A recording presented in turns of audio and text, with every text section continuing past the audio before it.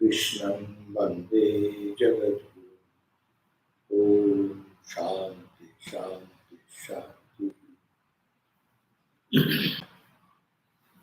Our salutation to Bhagavan Sri Krishna, the son of Vasudeva, the destroyer of the demons, Kamsa and Chanura, and the dear darling of Mother Devaki, and Guru of the entire universe. We salute him again and again. Oh, peace, peace, peace be unto us all. What is disturbing?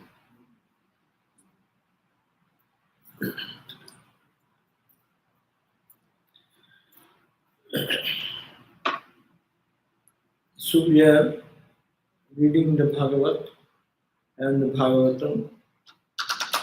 We read that chapter when Narada came to the son of Daksha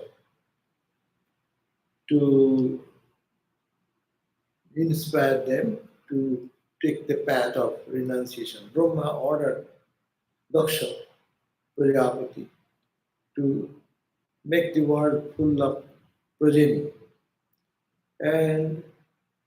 But Narada came and taught those children and give them the path of emancipation. What is there in this world? Everything is temporary. We are born to die. What is the use of this? All this sensate universe. Don't get entangled into it. Take the path of renunciation. And they are very pure-hearted. And then they also felt that, okay, let us renounce them. So they all renounced. And then the father was very unhappy because Brahma, the Lord God, instructed Daksha to have the world filled with people. And these children, young boys are there, they did austerity and spiritual practice, and they will then go back home, and then afterwards they will have their children so that the world will be populated. And in not doing that, what he did the opposite way. Huh? Yeah, he inspired them to take the path of renunciation. And father was really unhappy. So, hearing about the loss of his excellent sons to himself and family, why? Because of Narada, the sage Narada, he interfered. So Daksha was overpowered by sorrow. Naturally, he felt very bad. Such rishi, a sage like Narada, instead of helping him in the mission of what Brahma said uh, to do that job of instructed by God's will, and he is coming and putting obstacle. That's very annoying. It happens for all the time from the history. We find that it is happening. When the parents and when the parents hear that their boy or girl is going to be a monk or nun, they get so much upset, uh, and they feel that what is this? And he who does, he becomes a culprit. Some of our monks, some of our monks were challenged by the parents of the boy who has joined the monastery. They will say, who has done this? Because this Swami has done it. And they will come and argue and fight with them. You are taking away my son. And they say, then our Swami say, okay, we take him back. But some succumb to that and they go back home. And some, no, I will not go and become, and they become so unhappy because their own son is not following the path of samsara and renouncing everything and becoming a monk.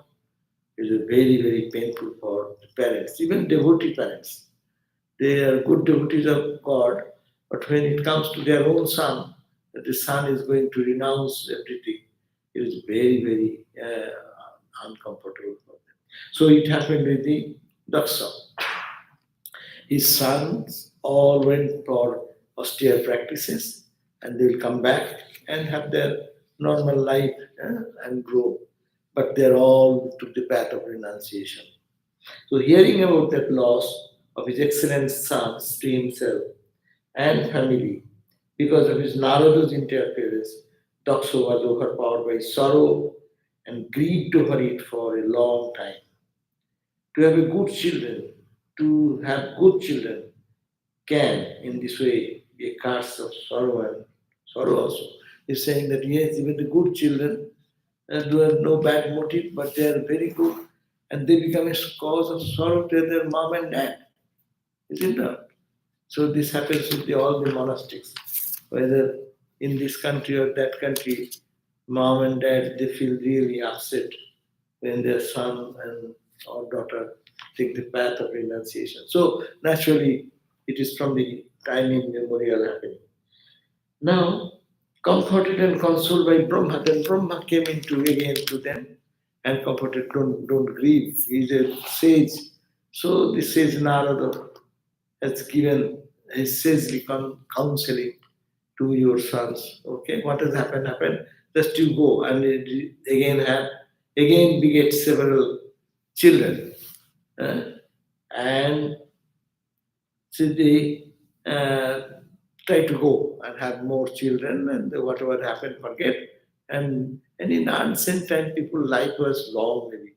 They calculate this is, though in practical, thousands of years they used to live. So their counting is long counting. But anyway, so commissioned by their father to multiply the species and how to observe rigorous austerities.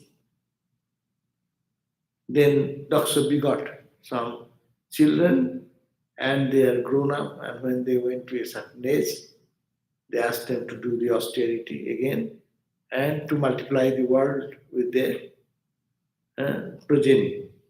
They commissioned by their father to multiply the species and how to observe rigorous austerities. They went to the same Narayana Sara, a near a lake, where their elder brothers attained to spiritual perfection. They also went to the same place where the elder brothers got the inspiration to renounce. So they went to the same spot and started practicing austerities. And then going to that spot and that holy place, so many meditation and prayer have been practiced there. So these boys again, the younger sons are younger children of um, what do you call the uh, Daksha, and they also became purified. Their mind become more pure, and they take a deep there and started austere practices. So they also got purified in their mind. Where their elder brothers attained the spiritual perfection, so they went there and attaining purity of mind by bathing in those holy waters. They performed severe austerities, uttering the great mantra. They got a good mantra, Krishna mantra, and getting that Krishna mantra, they all chanted that mantra that purified them. For some months they lived on water. Austerity, how? I will not eat anything. Fruits, no. Only I will drink water. Huh? And then some months they lived without any food, only drinking water. Next some months they took in air. They stopped drinking water also, only breathing. That means, that means they are doing tremendous austerity to the body. Uttering the following mantra, they meditated on Mahavishnu. So all these boys went there and they started doing deep meditation, thinking of the Lord God Vishnu and Narayana. And the master and the Lord of all masters is Mahavishnu. So they chanted the mantra, pure mantra. That mantra is Om Namo Narayanaya Purushaya Mahatmane Visuddha Sattadhisnayo Mahahamsayo Dhimahi. This mantra, this is a mantra. Je let na Om Namo Narayana, we salute now Lord Narayana, Purushaya Mahatmane, who is the great among all the Purushas, called the Narayana, the resort of all liberated souls. Krishna Purushaya Mahatmane, who is Vishuddha Sattva, who is all pure. Sattva, Vishuddha Sattva, Dishnaya, Mahahamsayo Dhimai. I meditate on that Lord God, Mahavishnu, the Narayana, who is the greatest among the all Purushas, means all gods and goddesses. So I salute that mantra. It's a beautiful mantra. One can think about that. And in between there you get such mantras. It says that Om Namo Narayana. We always say Om Namo Narayana, one mantra. But it is long mantra. Om Namo Narayana Purushaya Mahatmane. And I salute that Purusha Mahatma, great man, great sage, Narayana, Vishuddha Sattva, his pure consciousness and pure Sattika quality. Odisnaya Mahahamsa is the great swan, great liberated Lord God. I meditate. So thinking this mantra, chanting this mantra, thinking of Narayana, their mind becomes pure and pure and pure. And when it, for some months, it went on with this mantra, Om salutation to Narayana, is the resort of all liberated souls, who is the pervader of everything, the perfect being, the form reflected in all pure hearts, and the spirit untouched and uncontaminated by anything. So I am meditating on this pure soul, Narayana. So they started doing that practice. And approaching them whose mind was set on procreation, these boys are thinking that their father instructed, go do austere tapasya. After that you come back and lead a household life, and then let the world be filled with progeny, and that has been instructed by Brahma. So you do that. And their mind was set that they will do that austerity, get power, and then create such beautiful children who will be of very powerful spiritual status. No? So they are willing to come back, and then what happened? They says Narada as before. Again Narada, again the same says Narada. He's called the creator of all troublemaker.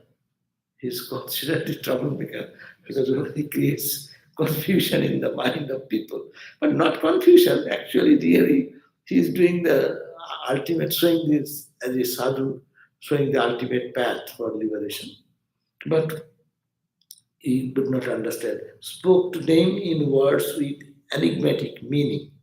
Oh, he said. So Narada then advised what he came, appeared before them and started saying this. Said, Narada says, O sons of Daksha, you are all children of Daksha. Your beloved brothers, beloved of your brothers, your brothers, and you are beloved to them, because you are also. Come in, wherever seat is there, sit down.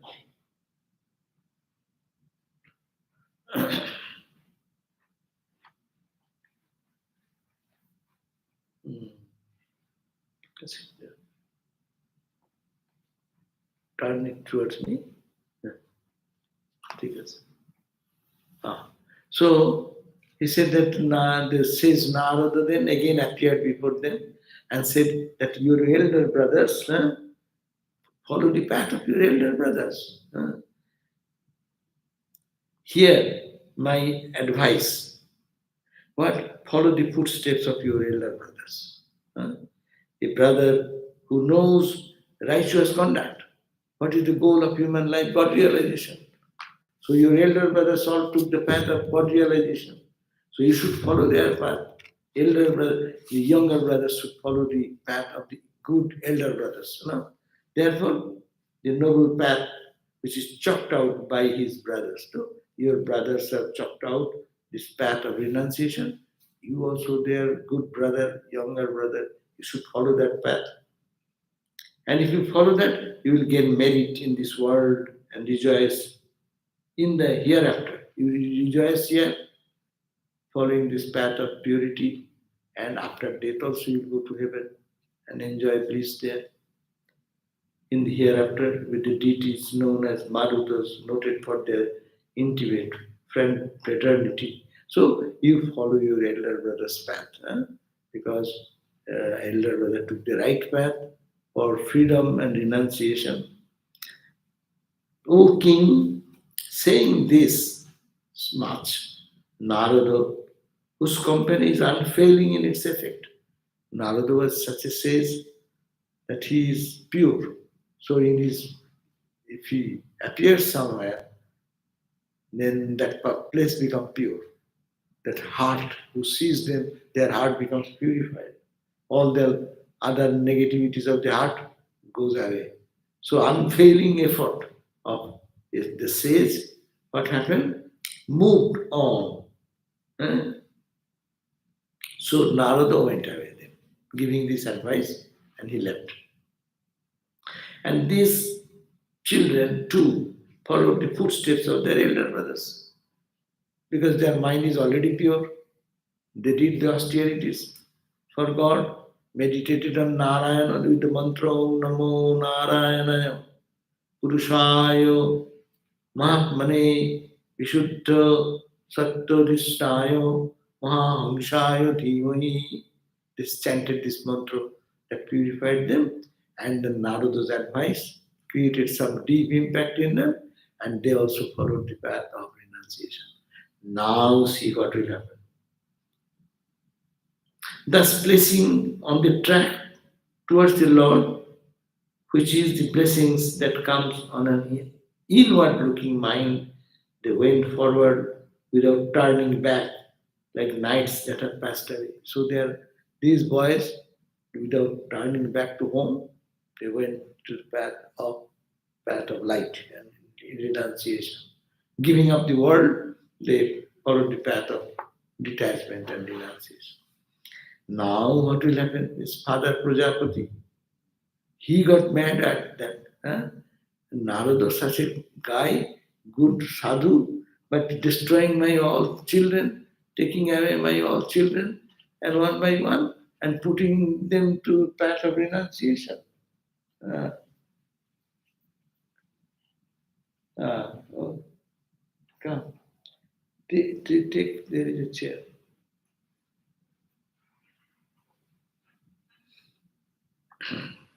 So the Prajapati Daksha began to see many omens. He was in his home, and they went, his children all went to do the austerity tapasya, and they will come back, and they will have their own family lifestyle. But they are now totally gone. So, and they're thinking, what is happening to my children? He became violently angry at Narada. Narada, you are the culprit. You are taking away my children. First of all, I didn't mind. I was crying and weeping. Now you again in my second group of children, they have to come back to home and have a family life, and they will create this world, recreate this world, and you people are disturbing second time also. So what he did with his lips quivering in anger, he said not to Narada, he said, "Oh hypocrite."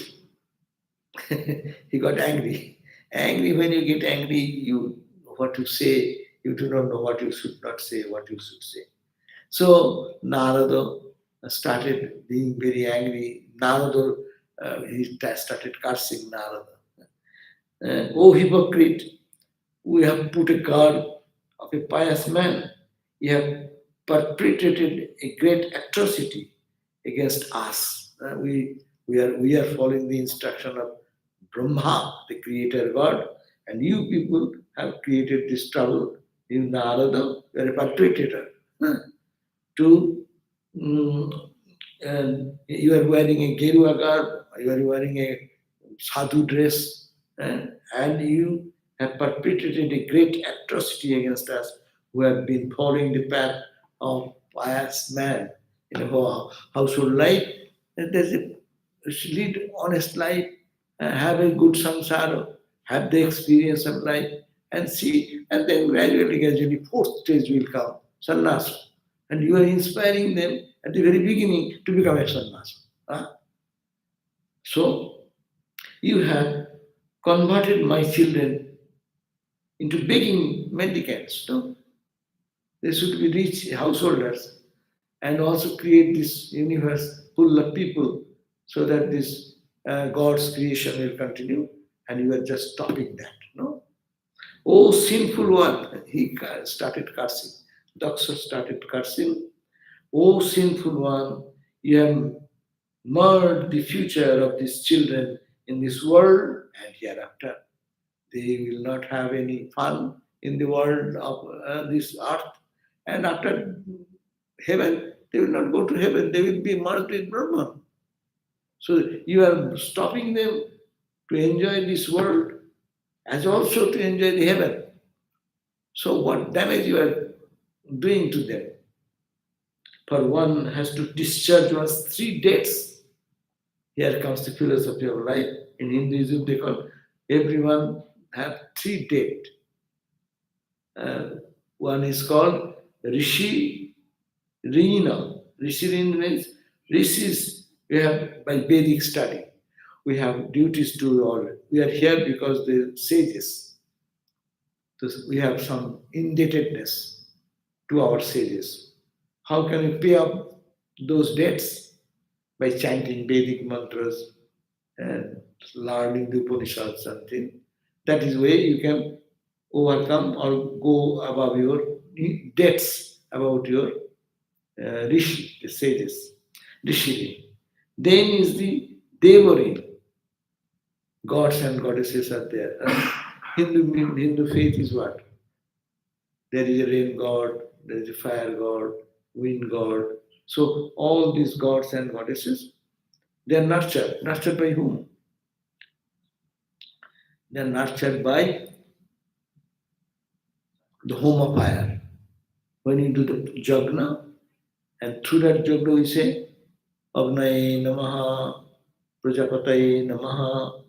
You are offering here, and this fire will consume that, and they will bring the result in a subtle way to that deity for whom you are offering. Fire is a carrier, as it were, postal department. You post something in the name of someone, and postal man the carries to the person intended. So when you are offering the big jagna, we do every time. Adityadi navagruhebho namaha, Chandraya namaha, Surjaya namaha, Adityaya namaha. All these different gods and goddesses we offer, and the fire consumes that, and a subtle part of that they send it to the deity. So we have Devarin. Devarin, you have you are indebted to the gods. Because of them we are getting rain, we are getting air. If the god of breath, Vayu, air, said I won't function, then the entire world will be minus air, then people will not survive. So to pay up their debts, you have to, what you do, the devas by jagnas, you have to perform the ritualistic fire. If they become monk, then what will happen? Monk have no duty. Householder will have to do the jagna. But monk has no duty. That's why you call when you get the sannyasa, the monastic vows, you perform the last jagna. Whatever you did for yourself, that's the last jagna. You cannot touch fire again anymore after taking monastic vow. But we did, that's a different purpose. We did not for us. Every fire we ignite, it is for the good of all. It is to bring love for God in the hearts of people to generate that type of feeling. We do that. Ramakrishna Mission monks do that jhana for that purpose. Otherwise, the wandering monks, look at India, thousands and thousands of wandering monks. They have no need of any performing any. And how do you perform? It needs the costly items, no? You need clarified buttermilk, you need the firewood, then need so many items of worship, no? Puja items, worship items, and perform it with the firewood and this and that. So all these monastic monks with a wandering monk, where they'll get? So their responsibility ends there when they take the vows of sannyas, last vows, no? So you have these children have they're indebted to their gods, so they should also perform jagna. But you have inspired them to become monk. So and you have and to the ancestors. What is the you have some indebtedness? We are here because of what? Our mom and dad is how did they came here? Their mom and dad, no? So the mom and dad and grandfather, grand. So we are indebted to them because we are here, because we are born because of them. So we should have to do that. But how can we pay them off their indebtedness? By creating children. So you be a householder, live in the world, and then create children, and then that duty. So three duties that we perform by every honest person according to Hindu tradition. Rishirin, Devarin, Pitririn. Rishi means the sages, to how by chanting Vedic mantras and hymns as we do in the morning time, gods and goddesses prayer. Someday Annapurnama, someday Shiva, we are doing. So people can do so many gods and goddesses are there. So that is one you can get out of the indebtedness by chanting Vedic mantras and holy mantras. Second, Devare, gods and goddesses. To get out of their indebtedness, you should offer home fire oblation every day. In Vedic times, that was more systematic. And thirdly, you have your forefathers' indebtedness. You are indebted to your forefathers. And you will have to do that duty by becoming a householder, having some children. And after that, you will free yourself from three indebtedness, and then you take the path of God realization. So Indian system says this three the indebtedness you have to fill up, and then you become a monk. But oh Narada, what you did, you gave them the fourth path, and without doing this, so you are a bad guy then. And she got so angry. Oh sinful one, you have marred the future of these children. No, in this world, they cannot enjoy anything because they are path of renunciation. And they are hereafter, they don't care for heaven even. Why they will go to heaven? They have no desire in their mind. Their mind is so pure. So these sons of mine have not discharged these indebtedness, nor have they made any study of the ritualistic codes. Now, that means they have not followed the step one, not the step two, not the step three. You promoted them to step four in one stop. Huh? So what did you do? You stopped the will of God. So one who takes to life of sannyasa without discharging all these duties loses this world and the next. You have reduced my sons to this fate. So you have done a bad job by inspiring my children to take the path of monastic path. You have destroyed their moral codes because they should have to go through these steps, but you didn't allow them, and you have created this disaster. And the fate of my children have been lost that way. But most of the family mother and dad tells us, ha, he became a monk. Huh? He could have enjoyed the world, but he is deprived of that.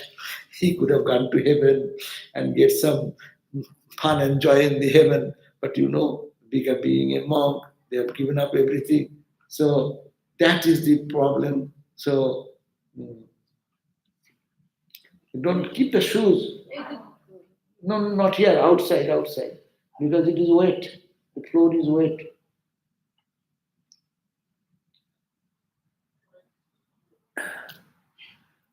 So you have reduced my sons to this pitiable fate, uh, where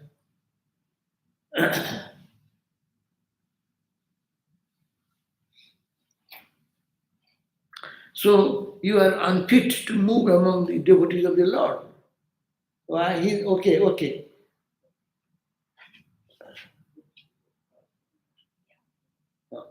So, so what you did, instead of guiding them in the right direction, you took them the wrong direction. Therefore, you are unfit to move among the devotees of the Lord. You are a great devotee. Narada is considered the greatest devotee. That's why Narada Bhakti Sutra. You are the propounder of the Bhakti school of thought, no? But you are a bhakta, devotee. But you are not fit to be a devotee because you are disturbing the whole system. eh? And And it is also this is the royal path because what the parents are telling because yeah, everybody has to go through it. If the enjoyment and all these things are not dropped off, many people embrace this life by getting influenced by others, and then that's not the real monastic life. okay, but they are born with a purpose and they are going with that intention, and he inspired them to become a monk. Naturally, it happens, no? Many cars are on Swami Premashananda Maharaj. Swami Premashananda Maharaj is very senior, Brahmagya, a par excellence Brahmagyani. He used to inspire many boys and girls in the path of renunciation. Huh? So when he used to suffer in old age, jokingly he used to say, I have become the cause of the suffering of many mom and dad and their tears. That's why I'm suffering so much. Renunciation is the highest path. They're fortunate to have the spirit, no? And what is there in the mundane world, it is so temporary, so momentary, and so much negative things are there. Reaction comes, suffering comes, pain comes, bereavement comes, disease comes. So all this, and this is the path of freedom. Naturally, that is the highest. But as you said, and as here the Bhagavad is saying, every human soul should go through this process. First step, second step, third step, fourth step. Fourth step is the sannyasa. Brahmacharya, Garastha, Badaprastha, sannyas. Fourth step, that is scientific. For mass, you should get a কি বলে, kindergarten school, grade school, then college, and then university. No, the stages are there. But some extraordinary students are there. They may be at the first time, they're so talented, they may be taken as a PhD student. No, but that they are only exception. But you have made a mess. All my children, you have, with the tendency, you have turned being a bhakta, you are breaking the rule of the system God created. That is the main conflict. Mostly it is attachment. Mom and dad are attached here so much. And then all our mom and dad does the same thing in Ramakrishna order. We are about 1500 monks and nuns now. 1500 mom and dad, they cried and wept. They lamented like that. But ultimately, after some time, they become proud. My son is a monk. My daughter is a monk. No? That will come later on. But the shock, initial shock, is very difficult to. So here, you are unfit. Therefore, you are not fit to move among the devotees because you are not following the path of devotees. One, two, three, four. The fourth path you are giving first.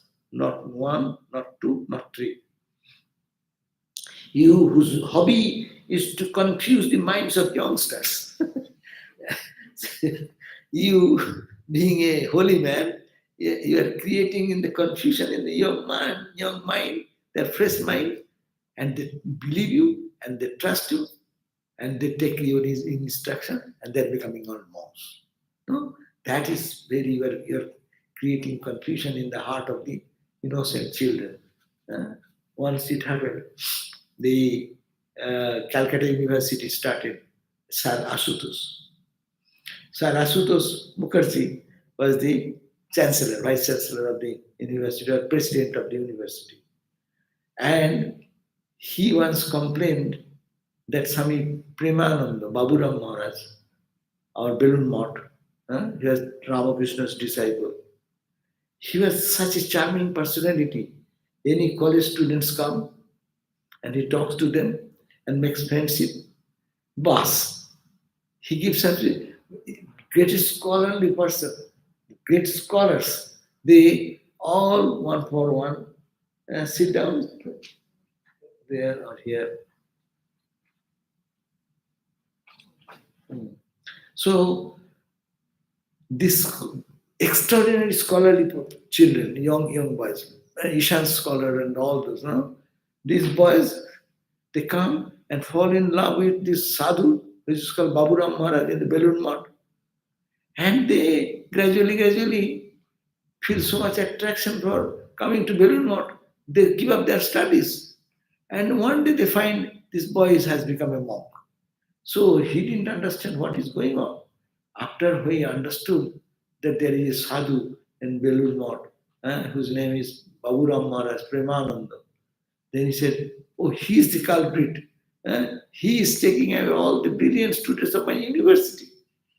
And they become monk. And they're great. Madhavananda Swami Madhavananda, who became the ninth president of our order. No? That so all the bright and brilliant students of the university are all attracted to Brahmananda and becoming monk. So he said, what a loss. This Swami is destroying the fate of India because these bright, brilliant students, they could have become top astronaut, top scientist, top in their field of life, and they're becoming giving up. And what they're doing in Belur,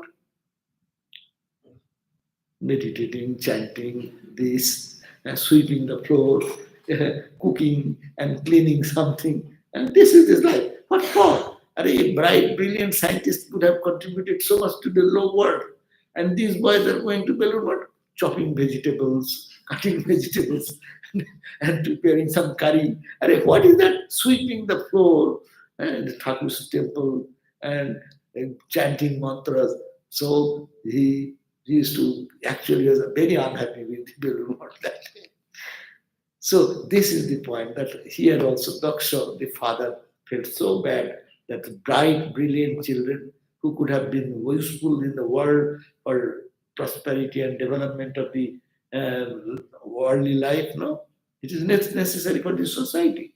And he didn't follow all this, and he making them everyone. First lot is gone, all become monk. Second lot of children, they are also monk.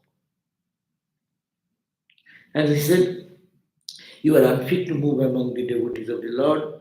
You whose hobby it is to confuse the minds of the youngsters. You who are merciless and shameless, who form a blemish on the reputation of Sri Lord, Sri Hari, whom you profess to serve. You are serving Narayana and you are going against his principle of creation. So, except you, whose occupation consists in making friends into mutual enemies, thus destroying harmonious relationship among people. You are going everywhere and disturbing the relationship with the world. You are connecting them with the God. So you are mercilessly moving in this way. The devotees of the Lord Vishnu are generally very particular to be blessings to the people because these people were in the society, they would have been born to the society, good people, and you are making them monk and then going away from life. You seem to think that mere passivity will enable people to cut off all these bonds. And monastic life is what? Passive life. Worldly life has aggressiveness, no? You have to do this, you have to. Monastic life, okay, Baba, go to my cell and do my meditation, do my japa, do my this, no? So it is accepting a life of passivity. Say against monastic life, we should put this argument. The monastic life is a passive life. And actually, don't look at the Ramakrishna order now. Ramakrishna order, there is you go to hospitals, schools, and colleges, and dispensaries, and relief work, massive activity going on. But forget, it is Ramakrishna's new plan for monastic life. But before life, people want to go for God, what they would do? Just one morning they leave the house. Finish. And mom and dad didn't find the child, where is gone, where his son is gone. And they understood, oh, he was talking about renouncing, and then he has left. And they go to many places to search for the child. Maybe he has gone to holy place, maybe in the Benares, or maybe in the Vrindavan. So they run here, run there to catch the boy back. But where they will find? They're walking in the street, which direction they have gone, who knows? So a path of uncertainty and depending on God, no connection. So you are breaking the relationship with the society. You did that path. Now, rather, it is your fault that you took that path of separating these boys from the societal life. So they're cutting up their bonds of love. They love their mom, they love their dad, and you people are creating some inspiration to get out of that connection. No? So it cannot. Only renunciation can. And this renunciation will not be generated in the mind of anyone by the tactics of a pseudo ascetic like you. You are a pseudo ascetic, nothing can be achieved. They cannot be a real monk because you are making not prepared themselves in the stage by stage procedure. No? Therefore, having only the form of Paramahamsa, but not of his knowledge. They will be only, the monastics are called Paramahamsa. Paramahamsa. Hamsa means swan. Swan, why the beauty of swan? Swan lives in the water, but water does not gather in his body, no? Any bird, any swan, they shake off. They're living whole day in the water, but water does not stick into their body. So monks will be living in the world, but no worldliness should touch them. So that is the glory of the worldliness. But these boys you are inspiring, they will not be good monk. They will not be Paramahamsa. Paramahamsa means great swan. Parama means great. Not ordinary swan. There's Rajahamsa, like kingly, big swan. That means they will be roaming in the world like a brilliant personality, being untouched by anything. That is the real monasticism, but you are giving a fake instruction and making them monk, ruining their earthly life, ruining their spiritual life. Men have to pass through the discipline of karma to acquire renunciation. He is bringing all the counter argument against sannyas. He's saying against monastic principle, everyone should get to the karma. We go through our karma. First selfishness, selfish karma, earning money, doing something for my own purpose, my own enjoyment, my own fun, only for that, only for that, only. And then you learn, no. Selfishness does not lead us to anywhere. Then you become unselfish. Unselfishness also cannot give you perfect peace. Then you say, oh, God, thinking of God, loving God can give me peace. So there is a process to go into their life. Therefore, karma we should work out our own karma. But they have not done their karma.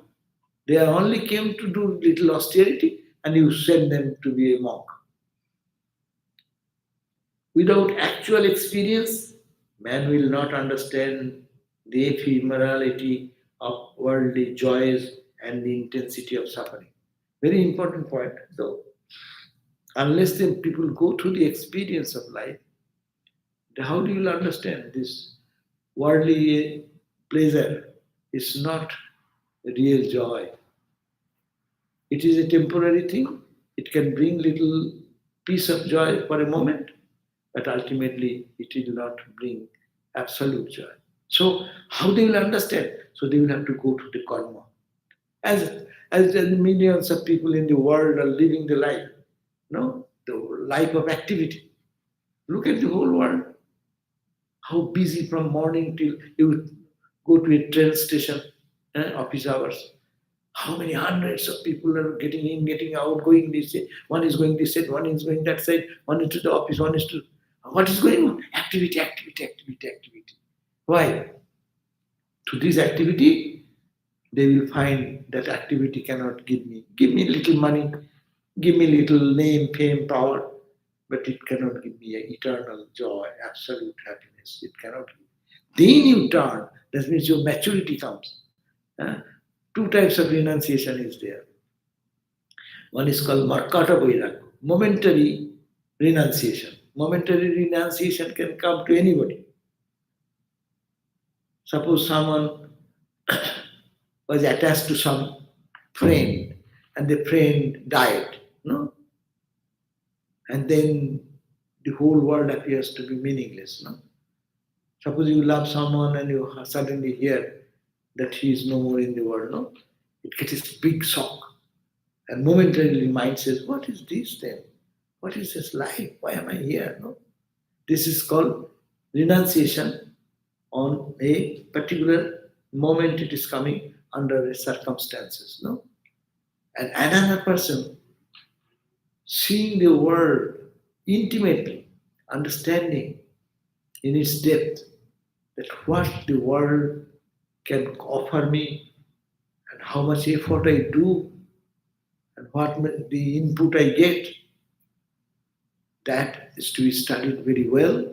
And he is established, convinced that this is not the path, withdrawing from the world is the path. No? So that maturity should come. Without karma, that maturity does not happen. It may come to the momentary renunciation. Momentary renunciation happens, you look at that, when momentary renunciation happens, after that circumstances or situation is forgotten.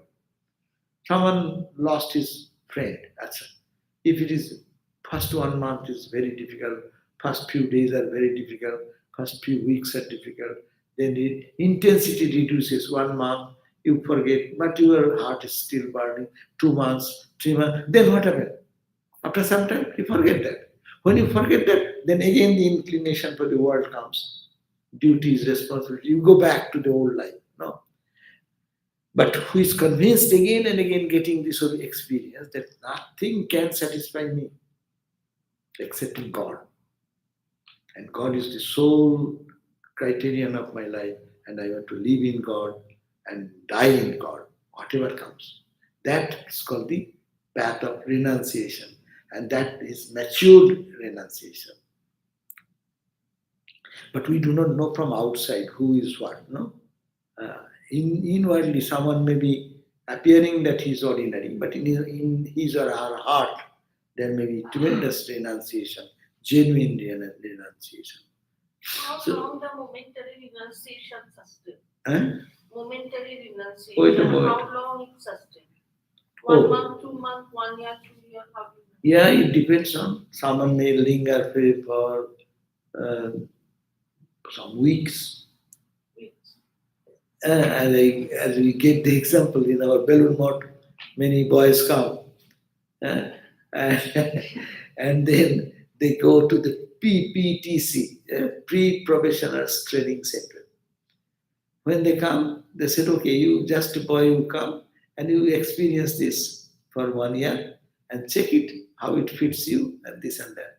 And the boy coming from outside, no, first they come and if they are given to get up in the 3:30, no exceptions because there is some observer and you have to get out.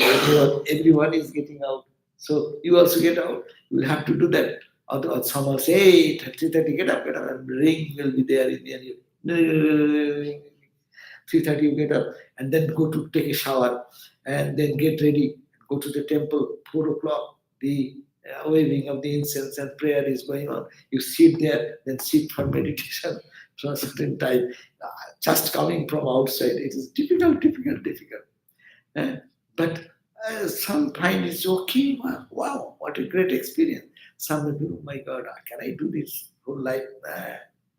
Some may continue for maybe 1 week, some may continue 1 year, some may then continue for 4 years, 5 years. But it is they depends on the individual how long one will do, how long it will take for one to get accustomed to that, and find the charm and joy of the inner life.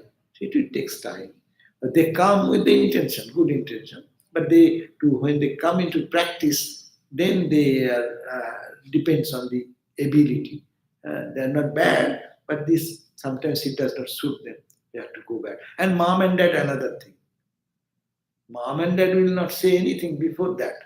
You go wherever you do this, that, maybe not so much keen in your movement and activity. But when you become a monk, then become a very serious affair. Why are you becoming monk? Some will say, some mom and dad will say, you come home, I will make a temple for you. You will do your practice there. I will not disturb you. Will not do anything. You be as you are. And then afterwards, they will say, okay, now should go to school, get some money, do something. You are sitting day and night. So like that, it changes. No, after some time, that emotion goes away, and then again, and even some of the direct disciples will find that married, who was married, Tarok, and somebody, another one who Jogananda. Jogananda Swami's mom and dad. So when they become then he become very upset. Then he said, "No, you should marry. You should marry. You should marry." And Ma started crying so much. His son could not bear the suffering of mom. So he said he agreed to marry. And afterwards, when he married after some time, he said, but she was indrawn. He married because mom said to marry. But in early days, there was early marriage system also. Anyhow, and then one day he heard that why are you not paying attention to the household life? Then he said, I don't want to marry. You told me. But you told me, oh, you have a desire inside that you did. Now you are putting on me. Mom said that. And then he said, oh my God, is it so? Then he left. So I don't blame the mom because mom has a connection with this child, very deep connection, and they want their children to be happy. But many of the sadhus say, "Mom, you know what is in your household life, no? You have lived the life. How peaceful were you? Why are you asking me to take the path? No. My life may be like that. Why your life will be like that? You will be better." But the argument to go for the normal life. But anyhow, so this is the feeling. I can understand the inner feeling of Daksha, how the children were not one child, so many bright, brilliant child, all are become monk. No, first and second group also. Without actual experience, man will not understand the ephemerality of the worldly joys and intensity of suffering. How much suffering is there, followed by a little joy, how much suffering is waiting before and after. Through experience of them alone can make turn away from them and because a truer renouncer. Through the experience of them alone, all this experience of pleasure and pain, they can man turn away from them. Then they can understand, there is no joy in the worldly life. There is no joy in ultimate joy is momentary joy, but not longer joy, not absolute joy, not unfailing joy. So this is very part of it. He does not become so by confusion of thoughts created by the instigation of others. You, Narada, came and created instigation in the mind of my children, and because of that, they have to leave. It does not happen like that. It should be spontaneous. In their own life, they should go through the process and then they renounce. That is the fourth. Actually, his father is suggesting four stages of life they should go through, but you have confused their mind and given the idea, go to the fourth. First, go to the PhD course and don't study from grade school.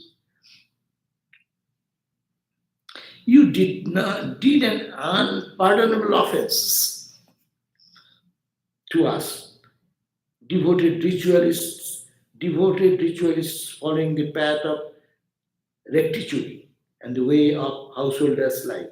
Still, we put up with your mischief once. No, now I will curse you. So Narada is going to curse. Narada is getting cursed from the Daksha, the Prajapati. The, but O snapper of thread of our lineage, if the son is gone, no children is born, then lineage is cut, no? In that family, no one will be born again. O snapper of the thread of our lineage, you have done it again. One time you did, second time my children also you inspired them, depriving us of progeny to continue our lines. For that you shall suffer without any permanent place to stay. Punishment is that you will not have any home. You will be homeless. That's why it is said, Narada moves around the world with a single stringed instrument and glorifying the Lord's name. Today here, tomorrow there, tomorrow there. He has no permanent residence. Huh? Other gods and goddesses have some place to stay permanent and they can go visit. But this is you have no place in the world, in the tree world. You will have to go roam around because you have snapped our relationship with the progeny and my family life is cut by that. So you have to suffer from that. And curse came from his mouth. So Narada, universally respected as a holy man, received this curse of Daksha without any reaction. But this Narada took it humbly. As our sadhu said, I became the cause of my suffering of many mothers because I have inspired many boys and girls to become monk. And this monk and nun is cursing me because of this sadhu. My son is becoming a monk. My daughter is becoming a monk. No, so he endured with humility and received this curse of Daksha without any reaction, forbearance, even when one has the power to retaliate, the sign of a real sadhu. And now that is the end of the chapter 5. We will read next day, chapter 6. But mainly here that will be again Brahma will come in the picture and he will say, okay, what has happened. Now you go and create another another group of children, so that, and that way the next time Narada didn't come to disturb these new children, and then they become all again the creation started there, and the world is gradually getting with the progeny. And that all the names are given in the entire 6th chapter will be only whose child is whose child is who has become like that in a lineage. So all the names are there. It is not much to run around. We'll read mostly the 7th chapter name. So we'll skip almost 6th chapter next time. But we'll read it next time. Thank you. Om Shanti Shanti Shanti Hari Om Tat Sat Sri Ram Krishna Panamastu. So we have maybe little some question. Oh Nishanda, always Nishanda is there. When you chanted Om Namo Narayana mantra, is that a kind of diksha into that mantra for all who have heard it? I don't know. I read from the Bhagavat. Bhagavat has written it much earlier, and this mantra has been uttered by so many people, so many sadhus. And so, yeah, if one believes someone mantra, yeah, that's the mantra. And Bhagavat says it's a good mantra. And mantra is really, really, I like that mantra. Om Namo Bhagavate Ram Vasudevaya. Yes, but no, it depends on, normally not, but you can think that it is if you believe like that. God's name is always pure, no? God's name is always pure. So matters little how you get it, no? There is one story that who was it? Ramanuja? No, whose life story? I forgot. That his guru, no, Kabir Das, Sant Kabir Das, probably. Kabir. Ah. So Kabir, his guru, he was born in a very low caste. Low caste means not Brahmin, no? So he wanted some mantra, but he said, Guru said, no, you are not fit for that, no. But he has this Kabir, great saint. He became a great saint afterwards. He, but he thought that he is my guru. I will not leave him. Whether he gives me mantra or not, I will. And he found a tactics.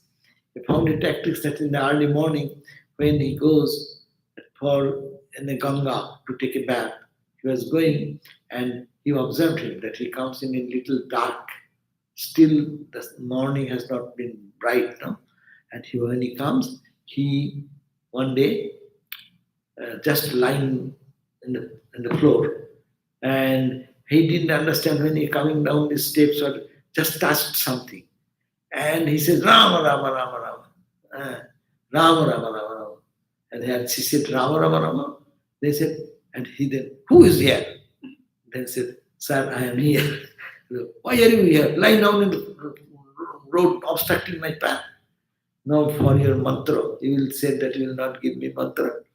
Now you say Rama Rama Rama. So Rama is my mantra. He chanted the Rama mantra. So this is story, yeah. But yeah, mantra you can select yourself, but what Guru gives you, that's a different thing.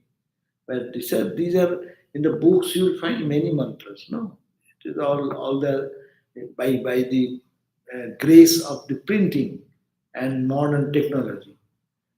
All the mantras are available, but the question is that it should come from Guru Mukhi. It should come from a teacher. It is called the Guru Mukhi, coming from a Guru, mouth of the Guru. Then it becomes uh, fruitful, meaningful. Because mantra is not only the mantra has some power, transmission of power happens there. Mantra Shakti, it is called the Shakti, the power of the mantra. So it comes from that lineage. And also lineage is important because where you get it? You get it from your guru, they get it from their guru. So there is a lineage, tradition is there. Okay.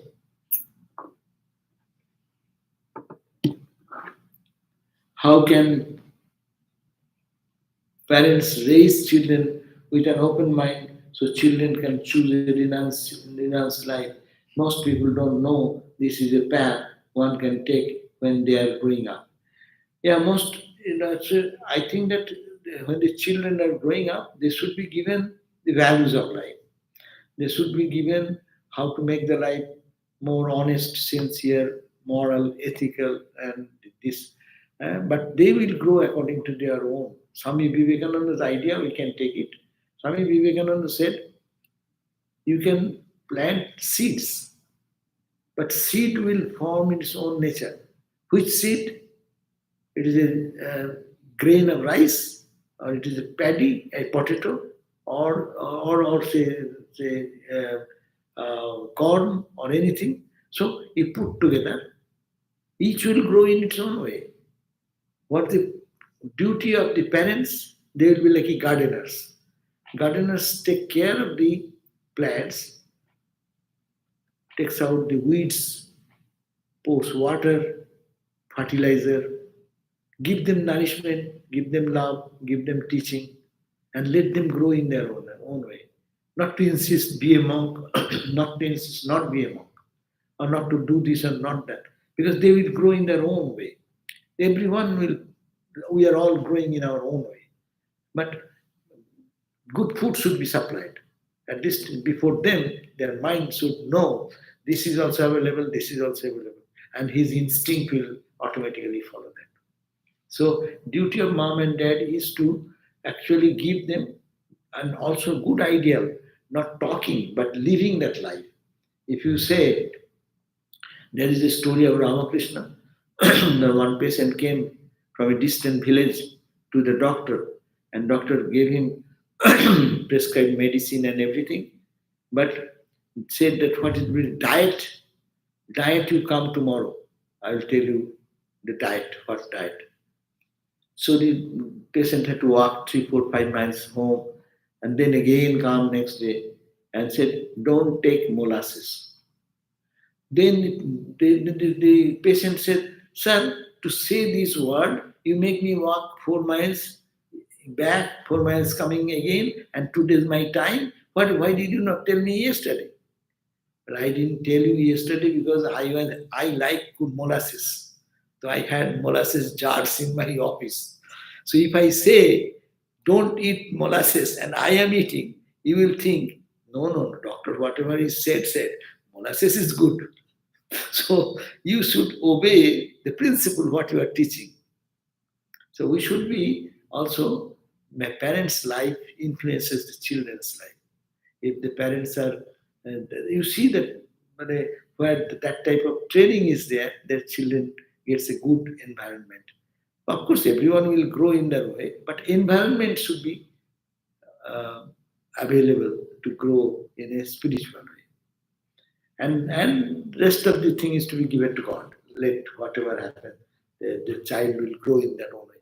I give the example also. You take an egg of a hen and take an egg of the what you call the swan or duck. Hen is duck, duck and swan, no, and give the mother bird to hatch them both. And you see, mom does not know. They look to almost send to the mother. But when the child comes up, what happens?